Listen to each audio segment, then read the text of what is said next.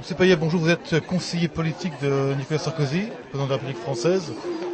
Quelques heures en Israël, quelques heures à Jérusalem. D'abord vos impressions. Une découverte pour moi qui est fantastique et marquante parce que c'est un lieu saint, enfin ce sont des lieux saints que je ne connaissais pas, c'était la première fois que je me rends sur ce territoire. Et c'est en plus un lieu hautement symbolique, des lieux hautement symboliques, et c'est surtout pour moi l'occasion de visualiser ce qu'est Israël, son développement, notamment dans le cadre de la politique que mène Nicolas Sarkozy et qui est à l'égard d'Israël une politique d'amitié forte.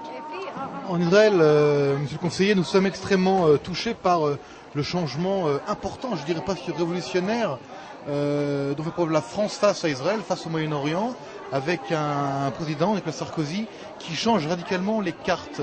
Comment vous ressentez-vous, si proche de l'homme qui fait la différence? Alors écoutez, d'une manière générale, dans le domaine de la diplomatie, Nicolas Sarkozy a voulu afficher une rupture.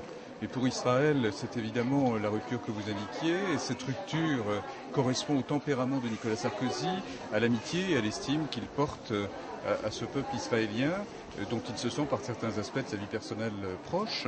Et donc ce qu'il souhaite, c'est travailler à la paix sur ce territoire, avec l'ensemble des protagonistes, y compris bien évidemment les pays arabes. Mais la France a décidé qu'elle dirait ce qu'elle pense, qu'elle le dirait régulièrement, qu'elle le dirait sans faux semblant. Et donc c'est ce qu'a commencé à faire Nicolas Sarkozy. Je suis heureux que vous constatiez effectivement qu'il y a une évolution dans son comportement.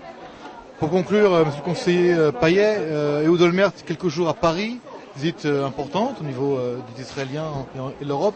Vous nous dites que bientôt, monsieur Sarkozy en Israël? Monsieur Sarkozy en Israël dans les prochaines semaines, ou en tout cas les prochains mois, avec, je le pense, un discours devant la Knesset, et puis une réception en visite d'État de votre président, Shimon Peres. Nous en sommes très heureux.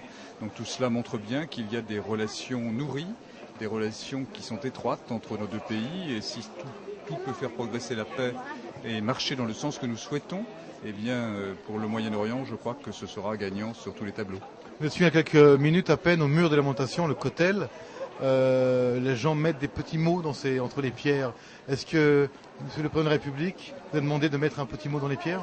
Pas vraiment. Le Président de la République est quelqu'un qui garde dans sa sphère privée ses pratiques religieuses et ses croyances personnelles, mais il a vraiment un très très grand déterminisme, une volonté sans faille et la paix au Proche-Orient, l'égalité de traitement des uns et des autres, est pour lui quelque chose de fondamental.